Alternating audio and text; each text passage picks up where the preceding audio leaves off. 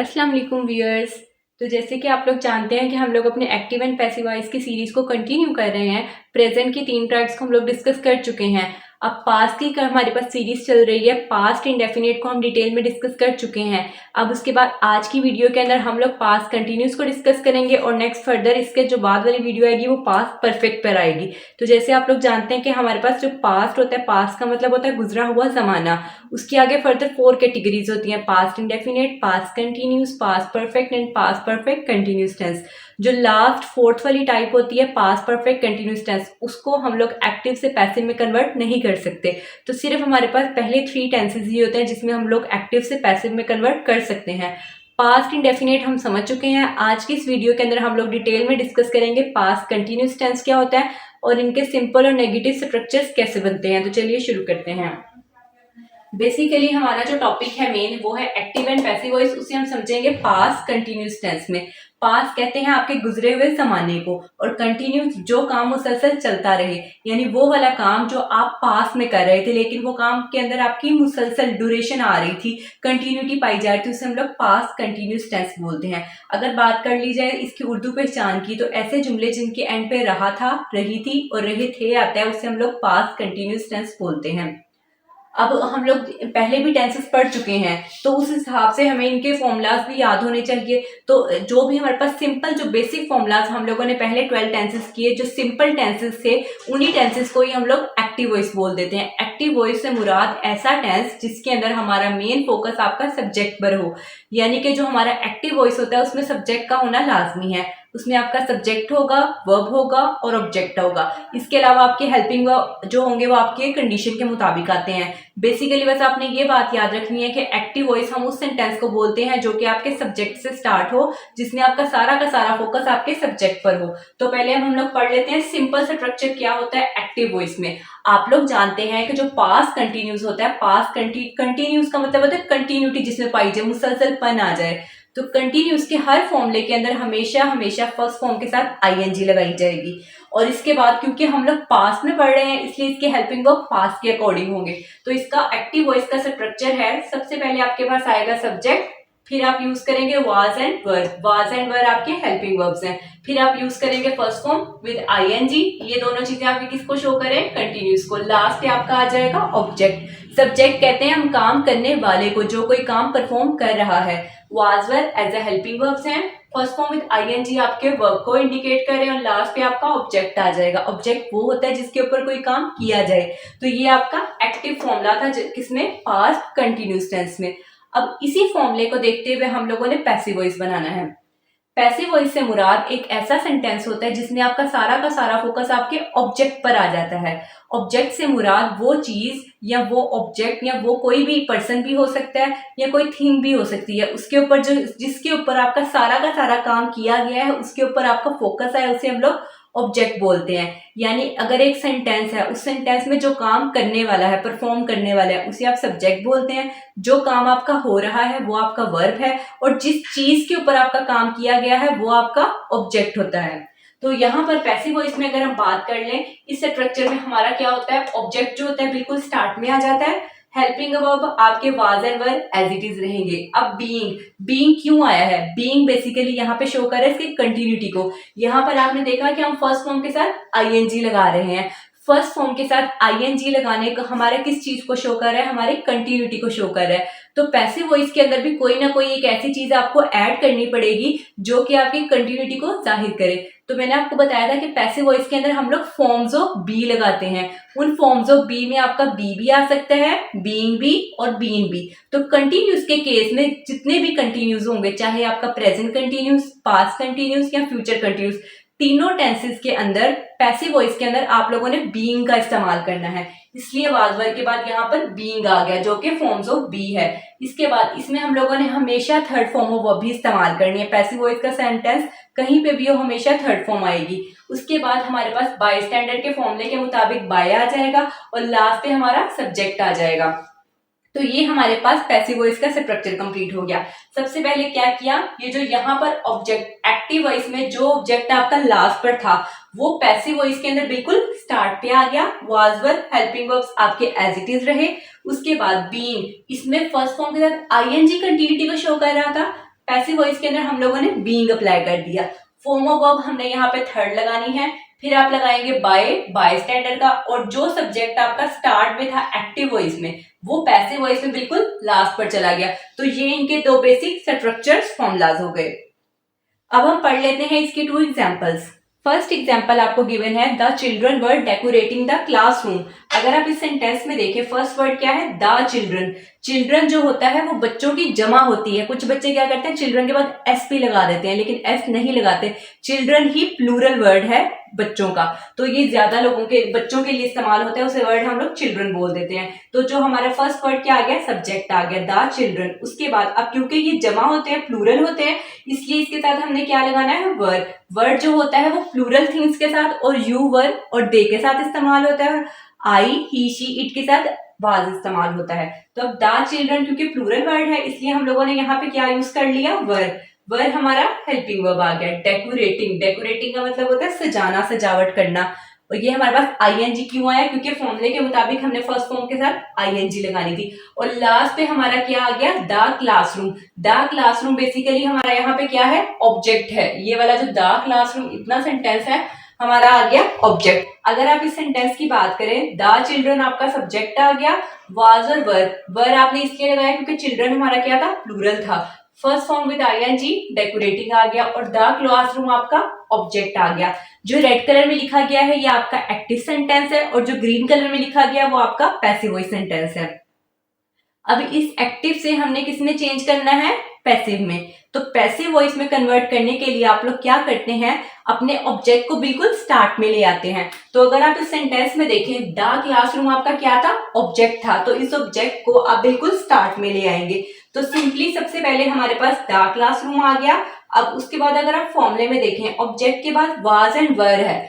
आपने हमेशा helping verb वो चूज करना है जो आपका ऑब्जेक्ट आपको कह रहा होगा। अगर ऑब्जेक्ट आपका सिंगुलर हो या एक हो तो आप वाज लगाएंगे, अगर प्लूरल हो तब आप लोग वर्ड लगाएंगे।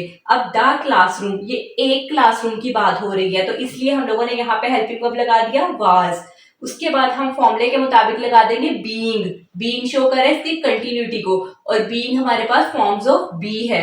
अब यहाँ पे डेकोरेटिंग वर्ड था, बेसिकली देखा जाए तो आईएनजी तो इसकी कंटिन्यूस की वजह से आया है, तो असल वर्ड हमारे पास यहाँ पे डेकोरेट है। डेकोरेट का मतलब होता है सजाना, सजावट करना। तो डेकोरेट के आगे अगर हम थर्ड फॉर्म बनाना चाहते हैं तो उसके आगे ईडी लगा देंगे, ये बन जाएगा डेकोरेटेड। तो ये हमारे पास थर्ड फॉर्म ऑफ वर्ब आ गई। नेक्स्ट हम लोग बाय लगा देंगे फॉर्मूले के मुताबिक। लास्ट पे आपने क्या अप्लाई करना है, सब्जेक्ट। तो सब्जेक्ट हम देख लेते हैं, हमारा यहाँ पे सब्जेक्ट क्या है, द चिल्ड्रन। तो द चिल्ड्रन बिल्कुल आपने लास्ट पे राइट कर दिया, ये आपका सब्जेक्ट आ गया। अगर आप यहाँ पे देखें तो द क्लासरूम आपका क्या है, ऑब्जेक्ट है। वाज आपने हेल्पिंग वर्ब है, किसके अकॉर्डिंग लगाया आपने, ऑब्जेक्ट के अकॉर्डिंग। बीइंग आपकी कंटिन्यूटी का। डेकोरेटेड आप लोगों ने थर्ड फॉर्म ऑफ वर्ब लगा दी, और बाय स्टैंडर्ड का आ गया, और द चिल्ड्रन आपका क्या आ गया है, यहाँ पे सब्जेक्ट आ गया। तो ये वाला स्ट्रक्चर आपका किसके मुताबिक सॉल्व हो गया, आपके पैसिव वॉइस के मुताबिक सॉल्व हो गया। द क्लासरूम क्या है, ऑब्जेक्ट। वाज और वर्ब में से आपने वाज अप्लाई किया। बीइंग कंटिन्यूटी का। थर्ड फॉर्म ऑफ वर्ब आपने इसको डेकोरेट को ईडी लगा दिया, तो डेकोरेटेड बन गया। बाय एज इट इज, और लास्ट पे आपका सब्जेक्ट लगना था, तो द चिल्ड्रन वहां पे चला गया। तो आपके पास अगर आप फर्स्ट सेंटेंस में देखें, the children were decorating the classroom, बच्चे क्लासरूम को सजा रहे थे। इसके अंदर जो सारा का सारा फोकस है वो बच्चों पर है। तो इस सेंटेंस में अगर आप देखें, द चिल्ड्रन क्या था, हमारा सब्जेक्ट था। ऐसा सेंटेंस जिसमें आपका सारा फोकस आपके सब्जेक्ट पर आ जाए उसे हम लोग एक्टिव वॉइस बोलते हैं। अगर आप बात करें पैसिव वॉइस में, तो हमारे पास क्या बन गया, the classroom was being decorated by the children. इसके अंदर सारा का सारा फोकस आपके ऑब्जेक्ट पे है। क्यों, क्योंकि ये स्टार्ट ही क्लासरूम से हो रहा है। The classroom was being decorated by the children, जो क्लासरूम है उसे सजाया जा रहा है चिल्ड्रन, बच्चों से। तो हमारे पास यहाँ पे जो डेकोरेटेड वर्ड द क्लासरूम जो है, क्लासरूम हमारे पास बेसिकली यहाँ पे क्या था, ऑब्जेक्ट था। ऑब्जेक्ट क्या होता है, जिसपे कोई काम किया गया होता है। तो द क्लासरूम पे आपका सारा का सारा फोकस था, इसलिए इसे हम लोग पैसिव वॉइस बोल देंगे। तो फर्स्ट सेंटेंस क्या है, the children were decorating the classroom, this is your active sentence. The classroom was being decorated by the children, this is your passive sentence. Second example आपको गिवन है, she was organising a charity event. She अगर आप देखें इसके अंदर she हमारा क्या है, सब्जेक्ट। वाज हमारा हेल्पिंग वर्ब है, वो हमारा सब्जेक्ट के अकॉर्डिंग लगा। ऑर्गेनाइजिंग, ऑर्गेनाइजिंग का मतलब होता है अरेंज करना, बनाना, सजाना, या कोई चीज किसी चीज अरेंज कर देना, तो ऑर्गेनाइजिंग आ गया। ये हमारे पास फर्स्ट फॉर्म विद आईएनजी आ गया। और आ चैरिटी इवेंट, चैरिटी कहते हैं खैरात वाले इवेंट को यानी प्रोग्राम को। तो हमारे पास ये जो आ चैरिटी इवेंट है, ये हमारा सारा का सारा क्या आ गया, ऑब्जेक्ट आ गया।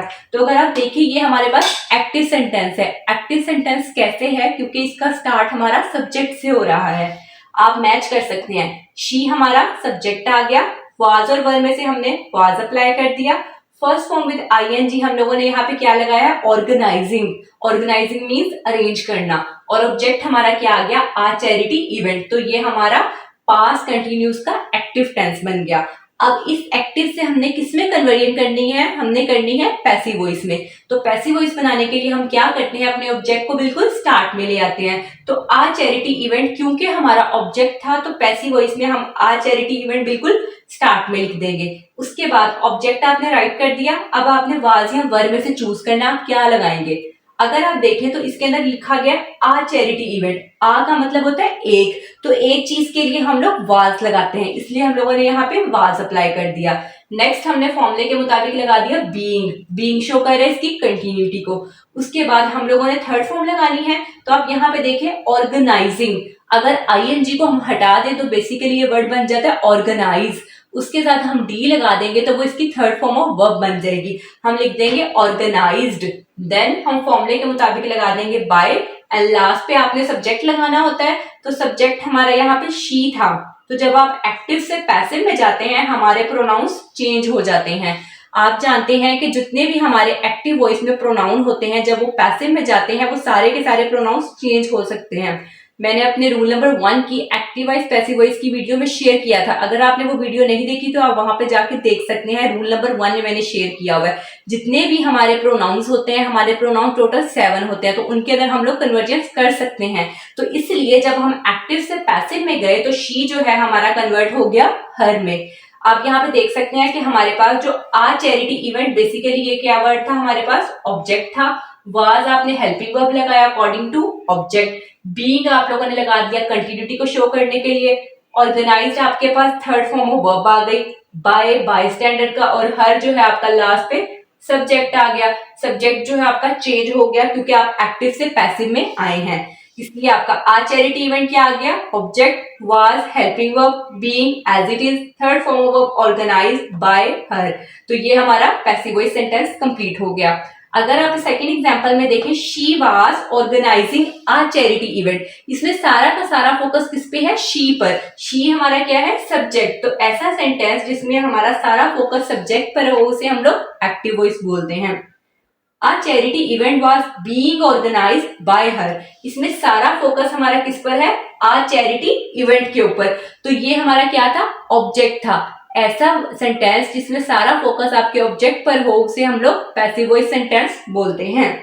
She was organizing a charity event. This is your active sentence. A charity event was being organized by her. This is your passive sentence. तो ये आपके पास 2 एग्जाम्पल्स थी of active and passive voice simple past continuous tense में। अब हम समझ लेते हैं कि अगर हम नेगेटिव आ जाए तो नेगेटिव से हम सेंटेंसेस कैसे बना सकते हैं। अब हम लोग डिस्कस कर लेते हैं नेगेटिव सेंटेंसेस क्या होते हैं पास्ट कंटिन्यूस टेंस में of active and passive voice. Active and passive voice समझने के लिए पहले हम लोग इसके स्ट्रक्चर फॉर्मूलाज देख लेते हैं। जो फर्स्ट पे गिवन है ये आपका एक्टिव वॉइस है, सेकंड पे गिवन है आपका पैसिव वॉइस। तो हम लोग पहले एक्टिव वॉइस देख लेते हैं। Active voice same to same वही रहना है जो हमारा सिंपल में था, सिर्फ किसका इजाफा हो जाएगा, नोट का। क्योंकि अब हम लोग नेगेटिव में पढ़ने लगे हैं तो नेगेटिव के लिए यानी कि मतलब है कि उसमें नेगेशन आ गई, नहीं का साइन आ गया, इसलिए हमने यहाँ पे नोट अप्लाई कर देना है। तो फॉर्मूला हमारे पास बनेगा, सबसे पहले आप लगाएंगे सब्जेक्ट, फिर आप अपने हेल्पिंग वर्ब लगाएंगे वाज एंड वर, देन आप अप्लाई कर देंगे नोट, देन आप यूज करेंगे first form with ING and last पे आपका ऑब्जेक्ट आ जाएगा। तो ये आपके पास एक्टिव वॉइस है।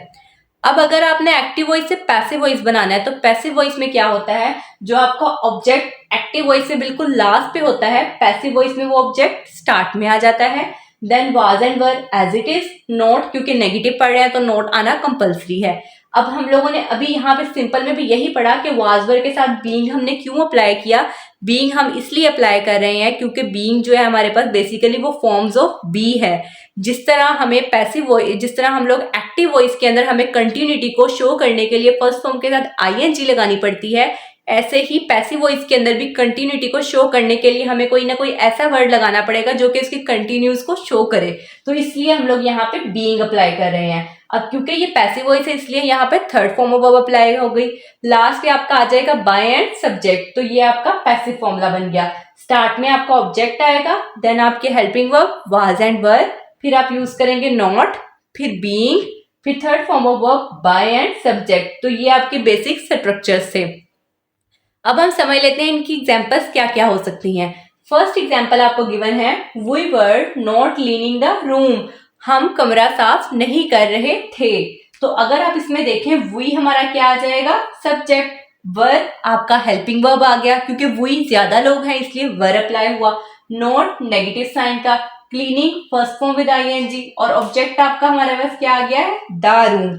आप इसके फॉर्मूले से मैच कर सकते हैं, वी हमारा सब्जेक्ट है, वाज एंड वर में से हमने वर अप्लाई किया, नॉट नेगेटिव साइन के लिए, first form with ING cleaning साफ करना, और लास्ट पे ऑब्जेक्ट क्या आ गया, द रूम। तो ये हमारे पास एक्टिव वॉइस सेंटेंस था। अब हमने इसे किस में कन्वर्ट करना है, हमने कन्वर्ट करना है इसे पैसिव वॉइस में। तो पैसिव वॉइस बनाने के लिए जो ऑब्जेक्ट होता है उसे हम बिल्कुल स्टार्ट में ले आएंगे। अब इसके अंदर द रूम हमारा क्या था, ऑब्जेक्ट था, तो हम द रूम बिल्कुल स्टार्ट में लिख देंगे। देन उसके बाद अगर आप फॉर्मूले में देखें हमने वाज एंड वर में से चूज करना है, तो हेल्पिंग वर्ब आप हमेशा अपने ऑब्जेक्ट के मुताबिक लगाते हैं। तो द रूम एक कमरे की बात हो रही है इसलिए हम लोगों ने यहाँ पर वाज अप्लाई कर दिया। देन फॉर्मूले के मुताबिक नॉट, देन फॉर्मूले के मुताबिक आप लगा देंगे बीइंग, देन आपने third form of verb apply करनी है। अगर आप यहाँ पे वर्ब देखें क्लीनिंग था, यानी कि असल वर्ब आपका क्लीन है, आईएनजी तो आपने अपने फॉर्मूले की कंडीशन के मुताबिक लगाया है, तो असल वर्ब आपका क्या है, क्लीन। क्लीन के साथ ईडी लगा देंगे तो वो बन जाएगा क्लीन्ड, यानी कि थर्ड फॉर्म लगा देंगे आप। तो क्लीन्ड आपने third form of verb apply कर दी। लास्ट पे आपने लगाना है बाय, और यहाँ पर हमारा लास्ट पे क्या आ जाएगा, सब्जेक्ट। सब्जेक्ट हमारा क्या है, यहाँ पर वी है, तो वी किसमें कन्वर्ट हो जाता है, अस में। मैंने अपने एक्टिव एंड पैसिव वॉइस की रूल नंबर 1 में वीडियो में शेयर किया हुआ है कि जब हम एक्टिव से पैसिव में जाते हैं तो हमारे प्रोनाउंस चेंज हो जाते हैं। जब आप एक्टिव से पैसिव में जाएंगे तो जो वी होगा वो कन्वर्ट होके किसमें कन्वर्जन आ जाएगी, अस में, ठीक है। इसलिए हम लोगों ने यहाँ पर अस अप्लाई किया। तो अब यहाँ पे मैच कर सकते हैं, द रूम हमारे पास क्या आ गया, ऑब्जेक्ट आ गया, वाज एंड वर में से हमने वाज अप्लाई कर दिया, नॉट हमारे पास स्ट्रक्चर का, बीइंग कंटिन्यूटी को शो करने के लिए, थर्ड फॉर्म ऑफ हमने क्लीन लगा ली, बाय फॉर्मूले का, और जो यहाँ पर हमने अस अप्लाई किया, अस हमारा यहाँ पे क्या आ गया है, सब्जेक्ट आ गया। तो अगर आप इस फर्स्ट सेंटेंस में देखें, we were not cleaning the room, हम कमरा साफ नहीं कर रहे थे, इसमें सारा का सारा फोकस आपकी किस पे है, वी पर। तो बेसिकली वी हमारा क्या था, सब्जेक्ट। ऐसा सेंटेंस जिसमें हमारा सारा फोकस सब्जेक्ट पर हो उसे हम एक्टिव वॉइस बोलते हैं। The room was not being cleaned by us, जो कमरा है वो साफ नहीं किया गया, ठीक है। ये सेंटेंस हमारा कौन सा है, पैसिव वॉइस। क्यों, क्योंकि इसमें हमारा सारा फोकस आपका ऑब्जेक्ट है, द रूम कमरे के ऊपर है, तो ऑब्जेक्ट पर आपका फोकस है, तो इसका मतलब ये आपका पैसिव वॉइस सेंटेंस है। तो हमारे पास एक्टिव में क्या आ गया, we were not cleaning the room, this is your active sentence. Passive हमने क्या बनाया, the room was not being clean by us, this is your passive sentence. तो ये हमारे पास फर्स्ट एग्जाम्पल थी। अब हम पढ़ लेते हैं second example. She was not reading a novel, वो नोवेल नहीं पढ़ रही थी। अगर आप इसमें देखें तो शी हमारे पास सब्जेक्ट है, was helping verb, not negative condition का, reading first form with ING, और आ नोवेल हमारे पास यहाँ पे क्या आ गया है, ऑब्जेक्ट। आ नोवेल एक नोवेल की बात हो रही है, तो ये हमारा ऑब्जेक्ट है। आप यहाँ से मैच भी कर सकते हैं, शी सब्जेक्ट है, was helping verb, not negative का, first form with I N G reading, और ऑब्जेक्ट हमारा क्या आ गया, आ नोवेल। ये आपका एक्टिव वॉइस सेंटेंस था। क्यों, क्योंकि ये सब्जेक्ट से स्टार्ट हुआ है। अब आप लोगों ने इससे क्या बनाना है, आप लोगों ने बनाना है इससे पैसिव वॉइस। अब आप लोगों ने इससे बनाना है पैसिव वॉइस। पैसिव वॉइस में आप लोग जानते हैं, आप सबसे पहले क्या लगा देते हैं, ऑब्जेक्ट। तो अगर आप इस सेंटेंस में देखें, आपका ऑब्जेक्ट क्या है, आ नोवेल, तो आ नोवेल आप सबसे पहले राइट कर देंगे। अब ऑब्जेक्ट के बाद आपने अपने हेल्पिंग वर्ब लगाने हैं। हेल्पिंग वर्ब जो होते हैं वो आप अपने ऑब्जेक्ट के मुताबिक लगाते हैं। अगर आप देखें तो आपका ऑब्जेक्ट है आ नोवेल। आ नोवेल से मुराद एक नोवेल की बात हो रही है, तो जब हम एक यानी सिंगुलर की बात करेंगे तो इसके साथ हमारा जो हेल्पिंग वर्ब आएगा वो आएगा वाज, इसलिए हम लोगों ने यहाँ पे लगा दिया वाज।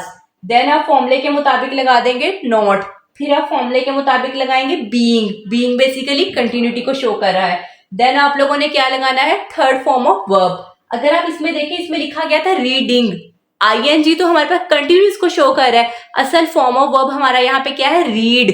तो रीड की थर्ड फॉर्म भी हमारे पास रीड ही रहती है, रीड रीड रीड। तो हम लोगों ने थर्ड फॉर्म ऑफ वर्ब लगा दी रीड।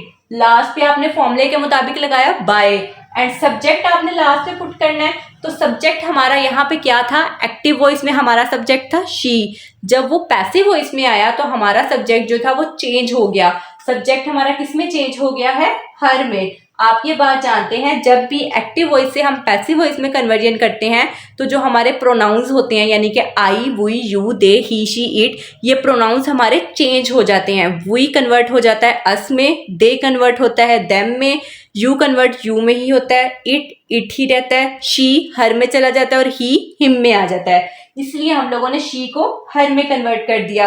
तो आप यहाँ पर देख सकते हैं, मैच कर लें। आ नोवेल आपके पास क्या आ गया, ऑब्जेक्ट आ गया। वाज एंड वर में से आपने वाज इसलिए अप्लाई किया क्योंकि आपका ऑब्जेक्ट सिंगुलर था, आ लिखा हुआ था। नॉट फॉर्मूले का, बीइंग आपके पास कंटिन्यूस को शो कर रहा है, रीड आपके पास थर्ड फॉर्म ऑफ अप्लाई हो गई, बाय स्टैंडर्ड का, और हर लास्ट पे आपका क्या आ गया है, सब्जेक्ट।